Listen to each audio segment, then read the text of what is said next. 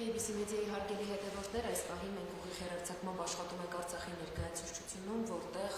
խուզարկություններ են իրականացվում, զրուցելու ենք Արցախի պետնախարար Նուրդեհ Իսկանդարյանի հետ։ Պարոն Իսկանդարյան, խնդրում եմ ներկայացրեք իրավիճակը, երբ է սկսվել խուզարկությունը, որ հատվածներում է եւ ինչ թույլտվությամբ է այստեղ իրականացվում։ Մոտ 1 ժամ է Հայաստանի քննչական կոմիտեից մեծաքանակ խմբով ներկայացել են եւ խուզարկություն է տեղի ունենում փաստաթղթերի մասով մենք տրամադրել ենք շենքը, իհարկե սպասում ենք առաջի հարկից վերջացրել են երկրորդ հարկում խուզարկությունը շարունակվում է, սպասենք զարգացումներին, այլ մեկնաբանություններ չունեմ, հասկանալի պատճառներով, որից հետո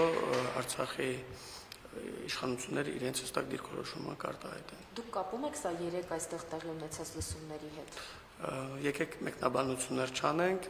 որոշ ժամանակ անց մեր հստակ դիրքորոշումը կլինի։ Իսկ ինչ որ իրեր արգրավելու որոշում կա, ասացիք, որ առաջի հարկում արդեն Այո, դատարանի որոշումը կա, խուզարկություններ իրականացնելու եւ հաստատքներ առևանգելու,